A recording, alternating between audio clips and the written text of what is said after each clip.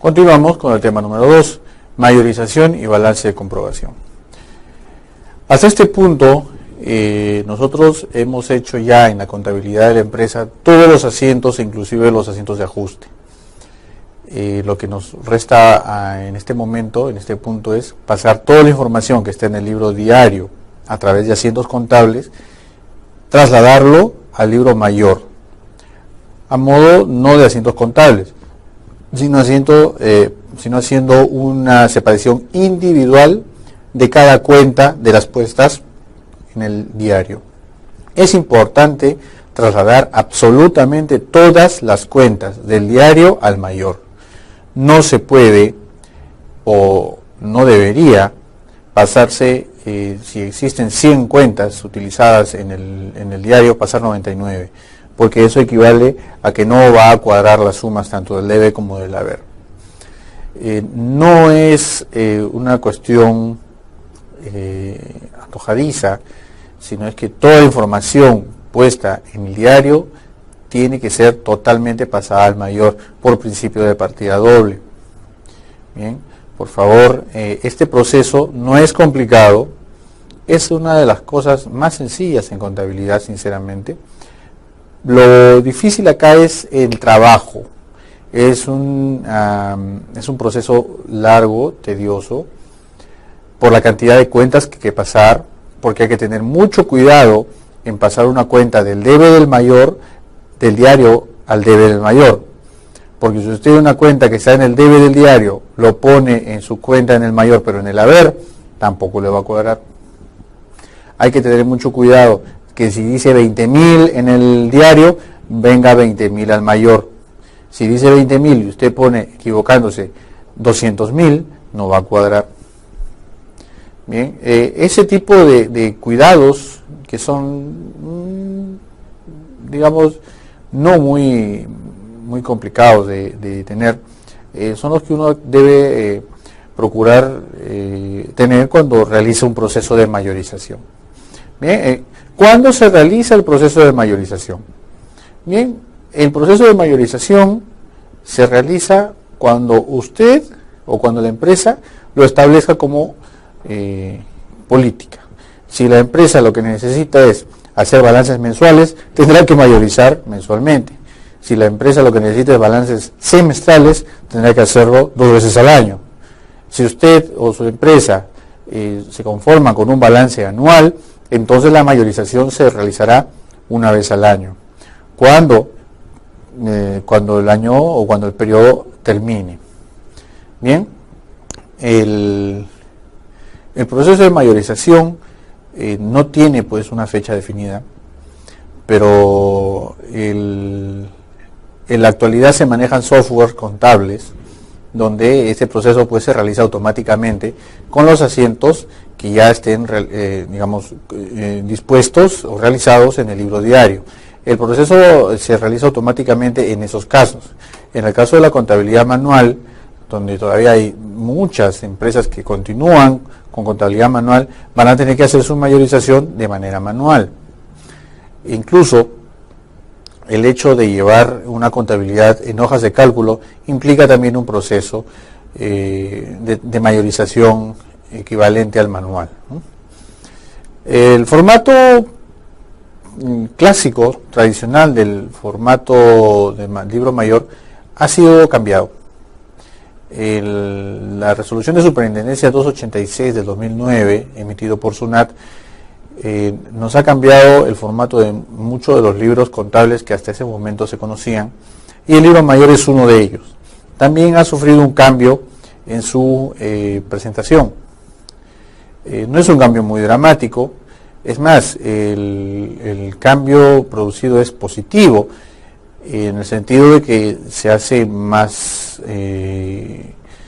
esquematizado, más sencillo de entender, a diferencia del anterior formato, que bueno, era un tanto más complicado de comprender. Tenemos en pantalla el formato del libro mayor, emitido por la SUNAT. Tenemos aquí formato 6.1, libro mayor, tenemos el encabezado, que es bastante sencillo, Nos habla del periodo que se está mayorizando, el número de RUC de la empresa, el nombre o razón social de la misma y el código y o denominación de la cuenta contable. Es preciso aclarar que por cada cuenta contable tiene que haber un formato de mayor. Tenemos aquí las columnas, vemos por ejemplo en la columna de la izquierda fecha de operación, luego vemos el número correlativo del libro diario. Esto es para cruzar información, para poder encontrar rápidamente la fuente de este asiento aquí en este registro del mayor, ¿no? Recuerden que todo lo que está en el diario viene al mayor y en un proceso de revisión o auditoría es vital cruzar información. ¿De dónde proviene esta cuenta? Bien, la información proviene del libro diario y la ubicación exacta en el libro diario está proveída por esta columna. Luego tenemos la descripción o glosa de operación y luego los saldos y movimientos, tanto del debe como en el haber del diario, que son colocados aquí en el libro mayor. Vamos a ver un ejemplo. El ejemplo se ha hecho tomando en consideración todos los asientos de diario del ejemplo que hemos visto. Es decir, el asiento de apertura, el asiento de centralización de las compras, de las ventas, de caja, de planillas y los asientos de centralización y ajuste. No se les muestra en esta presentación grabada la totalidad de los asientos, más sí su mayorización, pero en la página de la universidad, en el aula correspondiente, van a encontrar allí colgado el archivo con todos los asientos de mayor, con los asientos de diario, para que ustedes puedan comparar con lo mostrado aquí. Bien, tenemos entonces que vamos a proceder a mostrarle los cuadros del mayor ya llenado con todos los asientos o con las cantidades que se han recogido de los asientos en el libro diario. Por ejemplo, tenemos aquí el formato del libro mayor de la cuenta 10, efectivo y equivalentes de efectivo. Vemos en el lado izquierdo fecha de operación, dice 1 de abril, ¿ya? Por el asiento de apertura, vemos que dice 8.000 aquí en el debe, en la columna que dice deudor, y también en ese mismo punto tenemos otro que dice 5.000, porque uno le corresponde a la cuenta 10.1 y el otro a la cuenta 10.4. Bien, por el asiento de centralización vimos que el total de asiento de los ingresos de cuenta corriente de efectivo entraban pues por el debe, porque para la cuenta 10, que es una cuenta de activo, ingresaba por el debe. Entonces se está colocando aquí toda esa centralización, igual con las salidas de efectivo. Bien, entradas y salidas de efectivo, ahí está. Conforme se van encontrando, se van poniendo aquí en el libro mayor. ¿Ya? ¿Se entiende? Si ustedes se fijan en la segunda columna, dice número correlativo del diario, y van a encontrar que empezamos con el número 1, después con el 12, el 13, el 14, el 15, es decir, a medida que se van sucediendo los asientos, se va a ir avanzando en la numeración de los asientos y se colocan en el mayor. Esta numeración que está aquí mostrada, por ejemplo, nos sirve para ubicar rápidamente dónde está el asiento, de dónde proviene el monto consignado aquí en el libro mayor. Luego tenemos otro formato de mayor, esta vez llenado con la cuenta 12, cuentas por cobrar comerciales a terceros. Y vamos a ver pues lo mismo que en el ejercicio, en el formato pasado de la cuenta 10. Vemos que el número correlativo anda en subida, ¿no? Del 1, 6, 7, 12, 14, porque la mayorización se realiza en ese orden, empezando por el primer asiento y avanzando hasta llegar al último, ¿no? Tenemos aquí las columnas de deudor y acreedor. Tenemos el total del deudor, 11.451, y el total del acreedor, 10.407,60. La cuenta mercaderías. Como vemos acá, tenemos la cuenta mercaderías, también la 101, 3, 5, 14 se va en subida. Primero pasamos a lo que está en el asiento en la apertura, que es 2.000, con que iniciamos las operaciones. Luego tenemos pues el ingreso por las compras, luego por una reversión que hubo por una devolución, y luego el asiento por costos de ventas. Recuerden, una sola salida por ventas.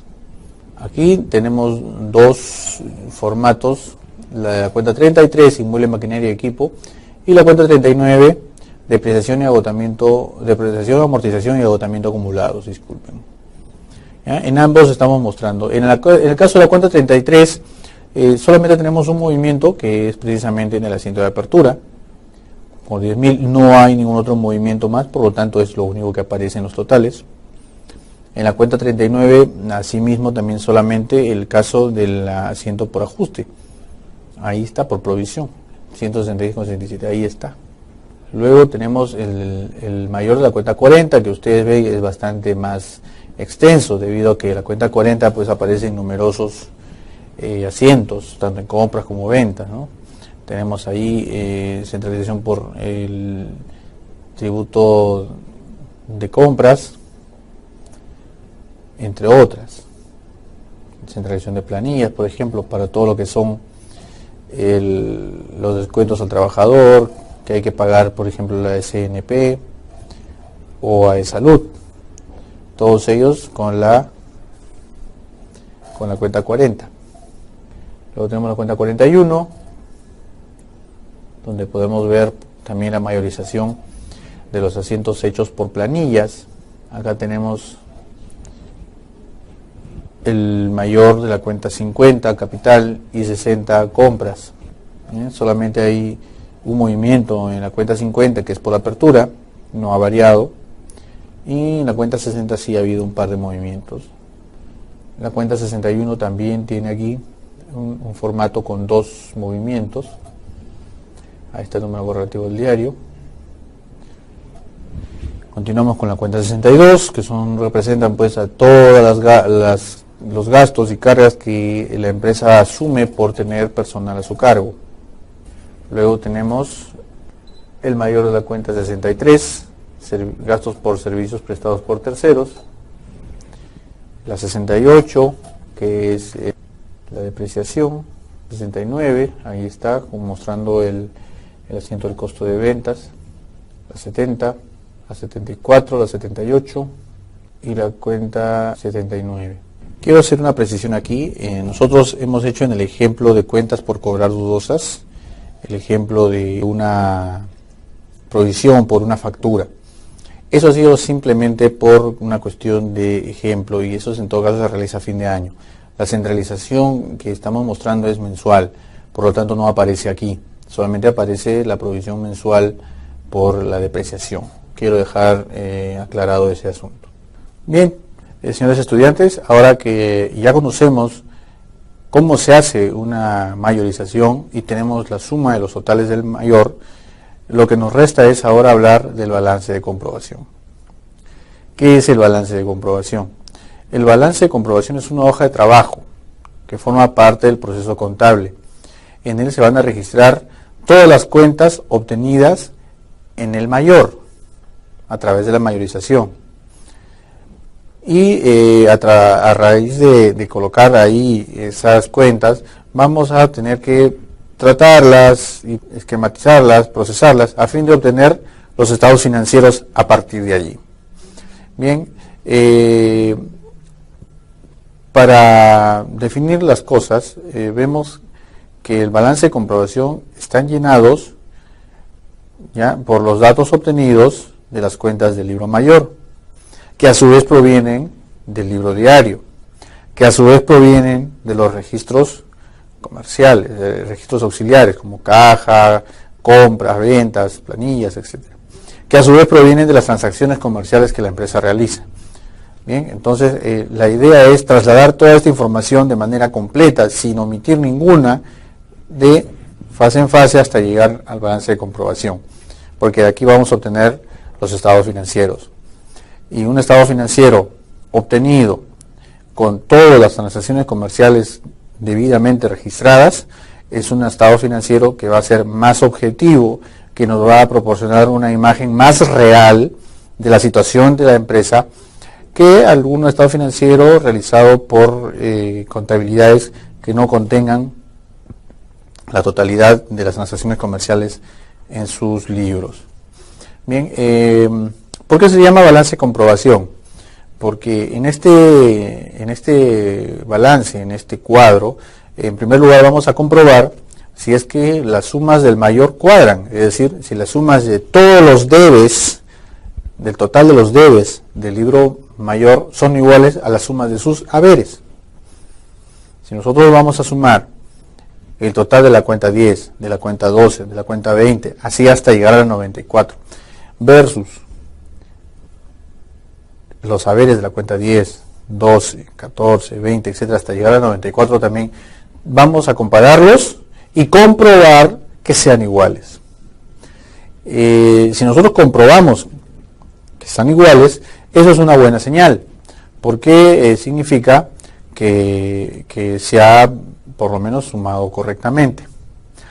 Pero mucha atención, el hecho de que las sumas del mayor cuadren no garantiza que los asientos estén correctos. ¿A qué me refiero? Pues puede que pueda haber cuadrado, pero ¿qué pasa si nosotros nos equivocamos en un asiento? Como por ejemplo, en el cobro de una factura. En el cobro de una factura, lo que va a ingresar es dinero, es decir, la cuenta 10 va al debe y la cuenta 12 al haber, ¿ya? Por el mismo monto. ¿Qué pasa si nosotros nos confundimos y hacemos lo contrario? Siempre va a haber 100 en el debe, siempre va a haber 100 en el haber y la suma va a coincidir, pero ese asiento no está bien hecho. Esa es simplemente una precaución que hay que tomar en cuenta cuando uno realiza sus operaciones. Entonces, basándonos en eso, pues procedemos a hablar un poco más del balance de comprobación, pues porque también el balance de comprobación ha sido objeto de una modificación. El formato de balance de comprobación también ha sido rediseñado por la Administración Tributaria a través de la Resolución de Superintendencia 286 del 2009. En la pantalla a continuación vamos a mostrarles el formato ya rediseñado, que es el formato 3.17, libro de inventarios y balances, balance de comprobación. El encabezado es bastante sencillo: ejercicio periodo al que corresponde, el número de RUC y la denominación o razón social. Vemos que este cuadrito es un poco extenso, pero lo suficiente como para poder verlo con claridad.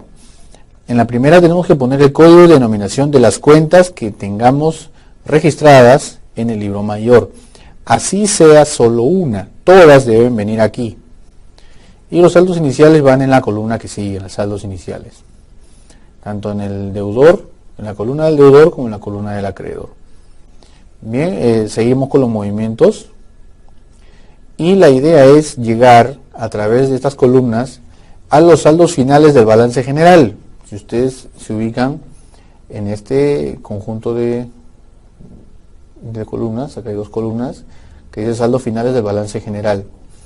Lo que dice las cuentas que correspondan al activo, es decir, desde la 10 hasta la 39, van a venir aquí en la columna del activo. Y por el contrario, los saldos finales de las cuentas del pasivo y del patrimonio también van a venir aquí. Quiero, recordarles que hasta esta columna de saldos finales, tanto el debe como el haber tienen que sumar igual. Aquí, en los saldos finales del balance general y en el del lado derecho, que son los saldos finales del estado de ganancias y pérdidas por función, aquí no va a cuadrar. Puede que sí, pero por lo general no va a cuadrar. ¿Por qué? Porque va a haber una diferencia entre ambas. Esa diferencia lo constituye la ganancia o la pérdida del periodo. Bien, el debe y el haber que van a sumar estas dos columnas no va a coincidir. pero en ambas columnas la diferencia debe ser la misma, es decir, si por una no te cuadra por 1500, en la otra tampoco te debe cuadrar por 1500. Si ambas diferencias son iguales, entonces está bien, a cuadrado, la resolución del balance de comprobación es correcta. Tenemos entonces el formato balance de comprobación y para resolver el balance de comprobación del ejemplo de mi buen Jesús, vamos a tener que mostrarles a continuación en nuestra pantalla. A continuación vamos a resolver el balance de comprobación aquí en un formato de Excel. Por favor, en la parte superior tenemos el formato, el nombre del formato y el encabezado. Bien, entonces aquí vamos a poner encabezado. ¿Sí? RU de la empresa es 20, 100, 100, 300. La razón social, mi buen Jesús, SRL. Muy bien. Aquí en la parte izquierda tenemos todos los códigos y los nombres, códigos y nombres, de las cuentas utilizadas en el libro diario, de todas las cuentas utilizadas en el libro diario que han sido trasladadas al mayor. Ahora el saldo, tanto en el deudor como en el acreedor en el libro mayor, son trasladadas aquí, a esta columna. Igual para la cuenta 12, igual para la cuenta 20, igual para la cuenta 33, 39, y así todas las cuentas que hayan sido mayorizadas ya van a venir aquí en esta columna de saldos del mayor. Ahora la siguiente es una columna ya que tiene como nombre movimientos. En este caso vamos a considerar aquí el par de ajustes trasladando el monto del debe de la cuenta 69 al debe de la cuenta 61. Como no lo puedo hacer directamente, tengo que sacar esas 3.700 por el haber, para lo cual me sirvo del haber de esta columna, y trasladarlo al debe de esta columna, que es como si estuviese haciéndolo en el debe de esta columna de saldos iniciales. Muy bien. Y luego vamos a trasladar los saldos aquí del haber de la cuenta 78, perdón, la cuenta 79 y 78, bien, que están aquí como acreedores. Para eliminarlos necesito ponerlos acá en el debe, para lo cual me sirvo de estas dos unidades, de estas dos columnas, bien, de aquí. Igual para eliminar esta, que es gastos administrativos, tengo que ponerlo en el haber de aquí, para lo cual me sirvo del haber de esta columna que dice movimientos. Los saldos finales son sencillamente la resta del debe con el haber, y la diferencia se coloca en el deudor o en el acreedor dependiendo de dónde está el monto mayor. Si el mayor es el deudor, entonces los saldos vendrán del deudor. Si mayor es el acreedor, entonces el saldo, la diferencia vendrá aquí al acreedor. Bien, he querido conveniente también mostrarles esto. Miren, en la cuenta 39 está en la columna del acreedor, es decir, se comporta como un pasivo, pero realmente la cuenta 39 es un activo. Por lo tanto, yo estoy, en vez de ponerlo aquí en el acreedor, si está en el acreedor, debería pasar al acreedor. Sin embargo, lo estoy poniendo aquí, en el deudor, como si fuese un activo. Pero como es un activo que se comporta restando al activo, entonces lo muestro como negativo. Si yo pongo estos 166 soles en el acreedor como positivo, entonces estos dos resultados van a variar, pero siempre van a ser iguales. Es decir, cambiarán el número aquí y acá, pero siempre van a mantenerse iguales. No hay mucho inconveniente por eso, es una cuestión de preferencia o de gusto el mantenerlo en el acreedor como positivo o mantenerlo o traerlo al deudor como negativo. Bien, igual tenemos todas las cuentas de la cuenta del pasivo aquí, y también todo lo que es el elemento 6, 7, el 8 y la 9. Esto, por ejemplo, no debería estar acá. Tenemos ahora las dos columnas más importantes. Las columnas donde se muestran los saldos finales del balance general y las columnas donde se muestran los saldos finales del estado de ganancias y pérdidas. Trasladamos todo lo que está en el activo, bien, al balance general. Todo lo que es activo lo ponemos al activo del balance general. Todo lo que es pasivo y patrimonio, así mismo aquí.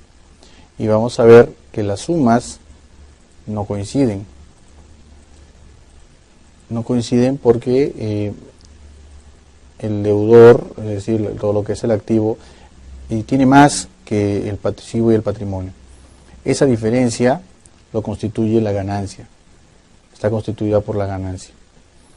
Y en tanto de los saldos finales del estado de ganancias y pérdidas vemos que trasladamos, como es un estado de ganancias y pérdidas por función, tenemos que pasar lo que es el costo de ventas, lo que son las ventas, de cuenta 70, un momento, bien, aquí está,